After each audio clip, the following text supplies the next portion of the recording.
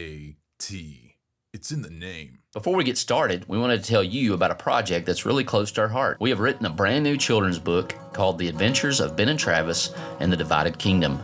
This story uses adventure, humor, and imagination to help kids process some really big feelings that often come with divorce. It gives families a way to start honest conversations and helps kids know they're not alone.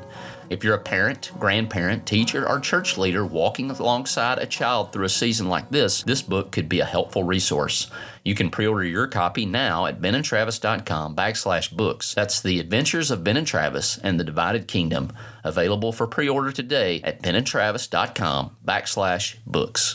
Welcome into the Helping Healing Humor with Ben and Travis podcast. I'm Travis Creasy, the pulpit minister at Westgate Church of Christ.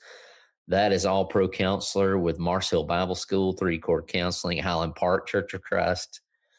Ben Hayes, how's it going, Mr. Beach Dude? Man, I am glad to be home, but had a great week with the family. A little bit of a break from life as normal, and so that was nice, but as usual, it's nice to kind of be back in my own bed and in my own place and back to a routine. So we'll see how that goes as the week goes along, but doing pretty well. How are you? I enjoyed the hospitality of the Creasy family on my way to the beach, and that was a lot of fun getting to hang out with you. Yeah. Well, we're on the way now to Panama City, so it was good to check in and good to be this close to the beach, and especially the direction of the beach, which means we get to see people that we love and think highly of. And so y'all rank among those. Everyone but Destin, since she was such in a hurry to get to the beach, so she doesn't count. She was really looking forward to that. The other kids were enjoying the playtime with cousins. So I'm just kidding, Destin. It's all right. It'll be okay and forgiven. We're getting ready. We're rolling into Holy Week, countdown to Easter. I did a little, kind of in a roundabout way, did the cleansing of the temple, the triumphal entry. I kind of focused on the disciples asking for authority there, James and John, can we sit on your left and your right? And kind of how they posed that question. It's, we want you to do whatever we ask of you. Then you get old Bartimaeus, and he's, just have mercy on me. Just have mercy on me. Then you get into the triumphal entry, and they're saying, Hosanna, save us, King David, da, da, da. But there's kind of an expectation, like, we want you to save us this way, but not necessarily that way, because in a few days they're crying out, crucify him, crucify him. And then, of course, Jesus tells Bartimaeus, what would you have me do for you? And he says, I'd like to see. Will you heal me? And, of course, Jesus does that. And, of course, my little attention deficit brain, I was like, what could he have asked for? What all was on the table there, Jesus? But, kind of ending with, we come to Jesus for mercy, but we also leave with so much more. So, that's good stuff. I didn't really intro. We've been working through the Gospel of John, so we just kind of stuck with that, and it kind of falls interestingly because next week is going to be John 5, which doesn't really start off with resurrection talk, but it gets into it as it goes along. They're trying to figure out why has he healed this guy, and he's like, well, I can kind of do anything I want to do. Including I can make new life, if you want that. And so that'll probably be our focus next week. This week, we kind of looked at the end of John 4, and we focused on the healing at a distance. And it was kind of about the faith journey too of, you people don't believe because you can't see, or, if you don't see it, you don't believe it. And he goes, watch this, I'm going to do something you can't see. And it's going to happen, and then you're going to believe once you do see what has happened to this child. So it's definitely interesting stuff. Definitely that comparison there. The disciples could see, but they couldn't really see. But Bartimaeus couldn't see, but he could really see. Yeah. And then the fig tree, right? Like you won't ever produce fruit again. And then he goes to the temple, cleanses it, comes back out, and Peter's, look, the tree has withered. And he's like, well, trust God. Yeah, I pretty said it much. wasn't going to produce. It's not going to produce. Still, Forgive, because God's going to forgive you. But anyways, if you didn't sign up for 2 sermons, you got you the just got short a couple of them. There you so go. there you go. But you know what's great about this week as well, Travis, is it is the week of Easter. It is the week of Lads to Leaders. So that's always a fun time. I know you're not going to be able to be with us, but we are going to be set up with a booth doing some Ben and Travis stuff. So Jacob will be there. The Adventures of Ben and Travis and the Worry Coaster, the Joy Rider, and some pre-sales for the Divided Kingdom. So we hope that you guys will stop by the booth and see us, and that will be an awesome time together. But there's still a third thing about this week that's just really special, and that is it is Travis's birthday week. So we get a little, we get a little Holy Week, we get a little Lads Leaders Week, we get a little Travis's birthday week. They all happen to fall on the same week this time. And so, as per tradition, we've got to do some Ask Travis Creasy Anything questions for his birthday edition of the podcast. And I got some doozies for you. I think I got some things. We're gonna learn some things. We're gonna go way back. We're gonna go, what is it like to be a child of the 80s, Travis? Because Kenya showed me a text today, and it was like, when we hear the words, what was it like 20 years ago? Like my mind goes to, well, that's the 1980s. I don't know why my mind still does that. No, not even close. It's like the 2000s, and it's like, come on, that's not even right. So, blows my mind. Yeah, it's mind boggling, but I kind of enjoyed being a child of the 80s, to be honest with you, and enjoyed getting to do much of the 80s with my best pal, who still I got to do the 90s with, and the 2000s and the 2010s, and now we're in the 2020s, and we're still doing life together. So, so let's ask some questions. How about it? Let's find out a little bit about Travis's world. And this one's a fun one. This is the first one that popped up when I kind of generated some questions, and I thought this one's going to be a fun one. What did the perfect Saturday look like growing up for Travis Creasy? Oh man, interesting enough, that the Divided Kingdom is going to be heavily influenced by some of the things I'm going to list. Of course, a lot of our dreams and fantasy land world is in those books where we get to be certain people. But man, a perfect Saturday in the 80s, it's cartoons, early morning cartoons, some dry cereal right out of the box, just, 5-finger discount and those suckers, just popping them in. Cartoons, you get WWF, ladies and gentlemen, Saturday morning wrestling. And then you get some of the coaches shows. Like the 80s folks, you didn't get to watch. I mean, you got told basically what college football games you were going to watch, because it was like 1 or 2, maybe 3 on a Saturday. But there was the coaches, the Pat Dye, the Bill Curry, whatever, whoever was coaching Alabama, Auburn, you had their coaching shows. And then the JP, the Jefferson Pilot game of the week would come on at that 11 o'clock, or Breakfast with the Barn, as we call it these days. A little slight to the Tigers there, but you watch that, man. And, if Bama wasn't on TV, you're out front in the front yard. If Ben wasn't there, or another cousin or another neighborhood friend, I'm out there throwing the ball around to myself. Yes, I just said to myself. Kick the ball up in there as high as you can and return playing all the plays. I knew the teams that we played every year, which ones gave us a hard time, which ones could beat us. And I can remember Dad being out working on his truck or whatever he was working on. I'd be in the front yard playing everything that I heard on the radio. I was mimicking or reenacting. But yeah, so that's a good Saturday morning. a good Saturday. And, people don't understand now that you didn't watch every Alabama game. Like Yeah. the reason that you and I went to a lot of Alabama games live was because we would go to the games that you couldn't get. Yeah. So if Alabama wasn't on TV that week, Danny and Myra would load us up and we'd go watch them live.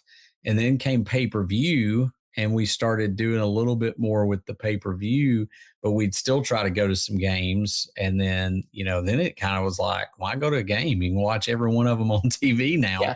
And That so 11 o'clock slot now kind of like a slight. I mentioned earlier the phrase breakfast with the barn, and that's Alabama fans making fun at Auburn because their game would come on at 11. Of course, Alabama had plenty of 11 o'clock games. But back when we were growing up, the 11 o'clock slot was actually meant that you were playing an SEC school. Typically, it was an SEC matchup. It might not have yeah, been top tier Saturday night game, but it was still, you're playing an SEC school. And yeah, Ben, that just sounds like anybody listening to this that's, half of our age, that just sounds insane that it's not all on yeah. TV. It's wild. Yeah, that's just a wild deal that they're not all on TV. And I don't, but they weren't at the time. So I would say this question, but I know the answer to it. Were you more of a play outside till dark or stay inside with games? And I know the answer. You were outside most of the time. However, I'm going to follow that because I don't even think we have to ask that question too much, but I do know you're a video game guy. So, what's the first video game you remember playing? First video game I remember playing, and I think it's because I was so stunned. I played some Atari. I remember Frogger. That's probably out the gate. I guess, Frogger or I forget if it was called tennis or, whatever it was, Pong? ping Was it pong, Pong? Pong? whatever, with the Yeah. little dot. But I Mhm. guess the one I remember the absolute most is being stunned that my little brother, like at 5 years old, beat Mario Brothers. And you want to talk about a video game guy, like Kevin Creasy was the Oh, video yeah. game. I mean, and he would like beat stuff, that I had. I don't know that I've beat Mario yet by playing the actual levels. I think I did all the skipping around stuff, Yeah. but yeah. Yeah, that was a good one. Yeah, I loved, we loved all those. I probably, and as far as a system, I remember, I do remember the Atari, but certainly the first one that we played the most of would have been Nintendo, Yeah. the original I remember when Nintendo. you got the Sega with Echo, Echo the the Dolphin. Dolphin. Yeah. Yeah, it was crazy because everybody else got Sonic, I think, with theirs, and I got Echo for some reason, but Yeah. I always loved Sonic too. So, what kind of when it comes to TV and I'll put these together because maybe they do go together. What toys, games, TV shows were transformative for you, or were just like, this helped shape my childhood? TV shows, toys, I games. think I think you and I were into GI Joe, Teenage Mutant Ninja Turtles, and Transformers, and those shows. They did not pull punches. They didn't really care about your mental health. No. Not that there was just a whole lot of people dying, but they would leave you on a cliffhanger. And once again, something that people half our age may not be able to connect with is the cliffhanger. Like, Yes. wait. The shortest amount of time we ever to wait was like the next day. Tune in Yeah. tomorrow to see if this guy, sinks to the bottom of the ocean and has breathed his last. Yeah. I Yeah. just remember GI Joe, that guy's face pressed against the glass as he sinks to the bottom, and like I guess I'll go to school. It I'll was just go on and do yeah, my thing. and we'll figure it out. And now it's like you just binge through them, and Yeah. you get frustrated at ads. Period. Much less having to wait a day and even sometimes A week. months and Yeah. weeks and all that stuff. But I think toy wise, uh, we were big GI Joe, Teenage Mutant Ninja Turtles. I remember your bedroom at, your mom and dad's, that was like war zone central. And, but, And but you can't leave out Legos. I mean, we had yeah, we some used a massive bunch of Lego. those, and I've tried to pass that on to the kids. When we first moved down here, we did it again, building the big Lego set and, hitting it with rubber bands till we Yeah, uncovered the treasure. I had a lot of He-Man. I had a lot of Ninja Turtles, but I'm not sure I had anything more of anything than GI Joe. I mean, Yeah. that was probably the stuff. So that's You had true. the Godzilla, I and did. so they were always Still got it. fighting off Godzilla in some shape, form, or fashion. You know that big I saw one the other day on, I think it was on TikTok, the big, huge boat. Yes, Um, man, I we were had both the yeah, salivating on that. You had the big blow up. yeah. Mine was like the inflatable boat that was huge. I mean, it was Yeah. big, but it wasn't the aircraft carrier. That was the Yeah. one that everybody wanted, was the aircraft Yeah. carrier, and I never got that one. It would have taken up my whole room, I Yeah. think. There would not have been a space. I mean, that thing, I don't even know. You It have to have was a garage for it. It was massive for sure. So when you think back to that era of your life, who were your heroes? Like real or imaginary movie character or whatever? I think Batman has always been a part of the equation. I just never thought I was that macho. It wasn't like somebody, oh, I could connect with Batman.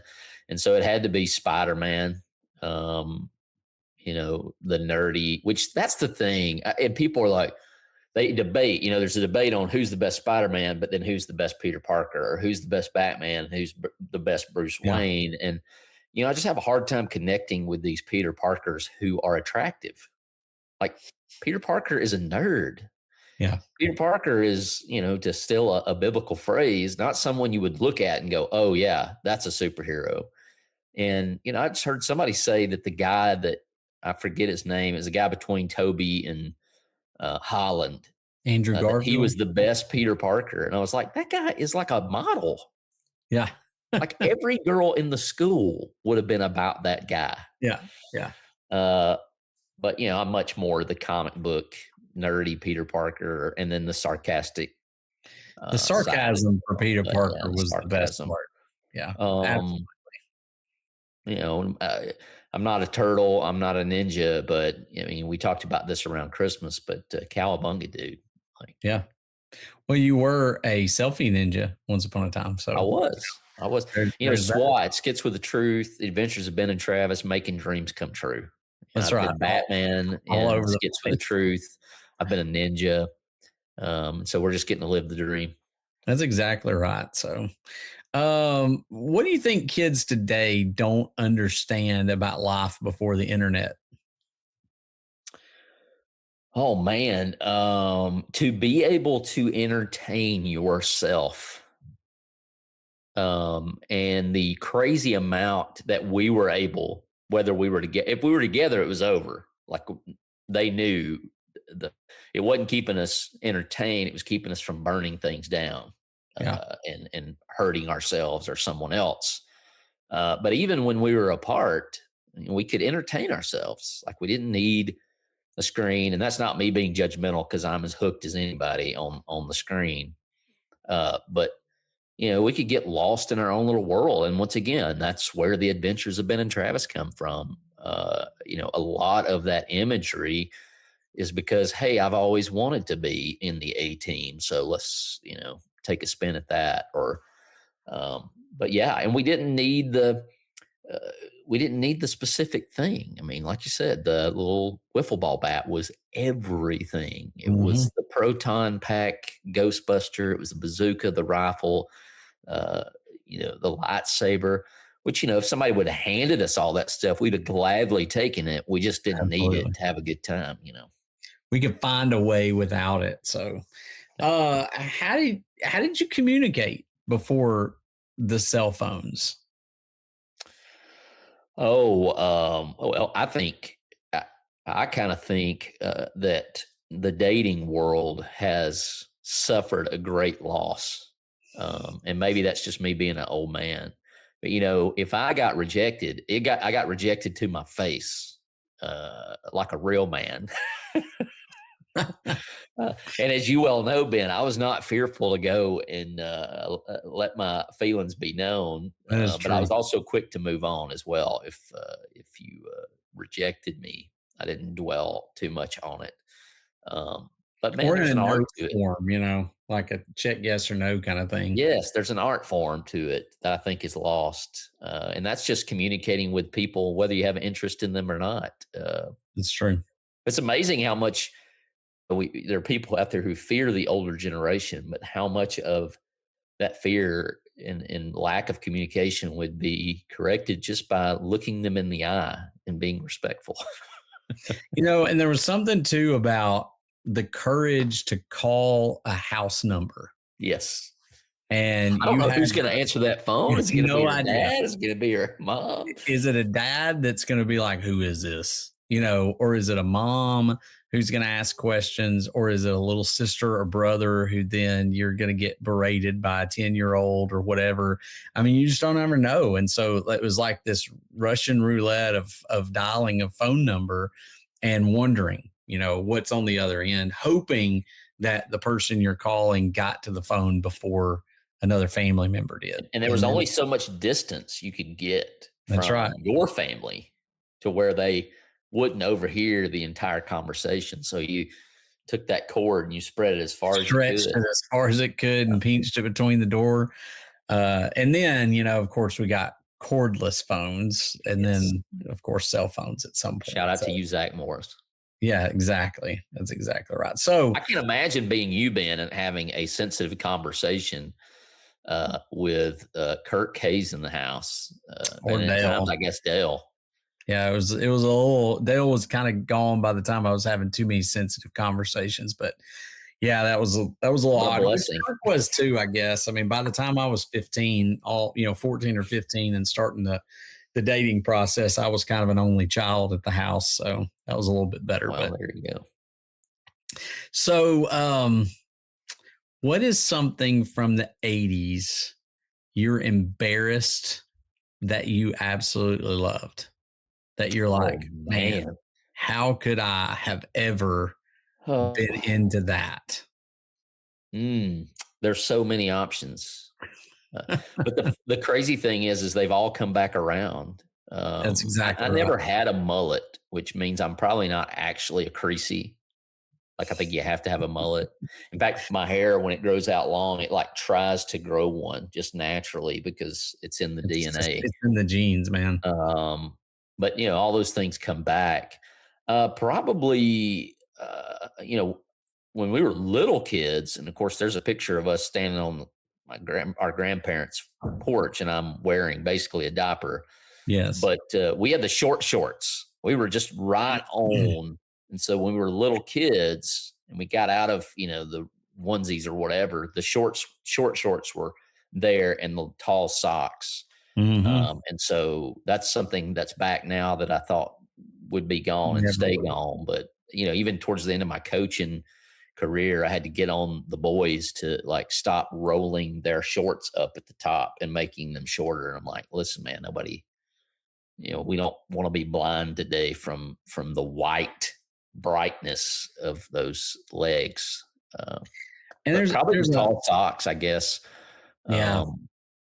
That was a thing, and man, why?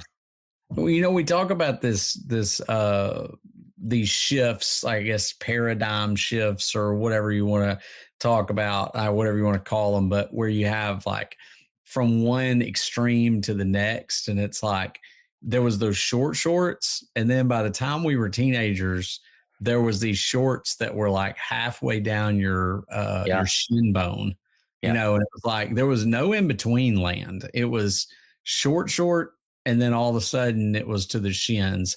And you look at any of those pictures from back then, you're like, man, and I've still got some of those really long shorts. Yeah. And it's almost to the point like, oh, wore them that long? I guess I did. And my kids will make fun of me when I put them on every now and then. So that's definitely one of them. So what would you like to What are some things you think you'd like to bring back? What's a trend you'd like to bring back? Oh man, morals? No, I'm just kidding. The Hmm. 80's, I don't know if the the 80's. 80s is a The high, 80's, high the 80's are so funny because in some ways they were just absolutely wild. And you might yes. see some, I don't think the rating system for movies and television shows were quite in place. But like you look at the horror movies, and if you did something like that was immoral in a horror movie, you were donezo. Like that was just one of the rules. Like you are going to die. Freddy is going to get you. Jason's going to get you. That's probably not something I would bring back, but it did instill kind of this quasi respect for each other. I guess like people just didn't get offended by a whole lot.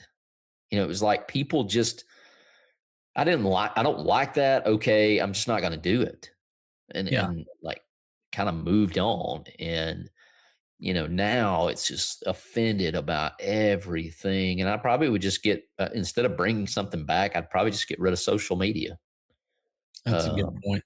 I'd probably just get rid of social media. And I love social media. That I'm being a complete and utter hypocrite. Um, but we ran around as kids and well into our 20s and maybe even 30s before we were just really consumed with what somebody that I'll never interact with face to face has to say. Yeah. And I wasn't consumed by there's the cat, consumed by who's in the leadership and who's doing this or who's doing that. And that may just I'd bring that back to me personally. I'm sure there were people who cared in the 80's about that stuff. Right. But it We wasn't such didn't a for division. sure. Yeah, it wasn't such a division. So, any particular movie, and this can be 80s or 90s, because we probably got into the movie more in the 90s, that just really shaped you? Oh man, Or like, it's more this like is my thing. terrified me 80's movies, I was traumatized by just the trailer of Arachnophobia, and then of Aliens, anything like that, was scary. Me and Bruce hanging out. Um, but probably Batman '89, Michael Keaton. Oh, I that's a remember good for like the whole school year following that, I just walked around like the Joker Yes. with a big smile on my face, which I'm sure made all the girls just love me to death. I also remember riding to school at Forest Hills and hearing the Robin Hood song, "The Everything I do it for you." You got a That little was Brian very, Adams. very influential in my romantic side as a third or fourth grader. Dude, that was a great movie song. Maybe one of the best. Like, it just fit the movie. The movie was fantastic, and the song was awesome. I think I've heard people like dissing that movie in recent years, and I'm like, really? Because that's like, man, that one was in my mind one of the greatest movies when I was a kid. And then of course you got, I mean, Morgan Freeman's in it. Kevin Costner. I mean, it's a great little set of people in it. Um, but a lot of the things my kids the other day even were like, does Travis know how much like he's like Ace Ventura? I was like, or not Ace Ventura, but Jim Carrey. I was like, yes, I'm pretty sure he does because he pretty much has watched every one of his You're like, movies. I've seen worse. I've I've seen him seen worse. all of it. All right. So last question. Kind of a fun question. I don't know if we have a something question of the day or if this is just a kind of last It's minute just you, question. baby. Just me. So what jingle can you sing from the 1980s? Just any particular jingle that lives rent free in your Oh head that my you can just goodness. pop up at any point, or How much 15 of time them. do you have? Spider Man does whatever a spider can. Spins a web any size, catches thieves just like flies. Look out. Here comes the Spider Man. Got to do a little Aerosmith part in there.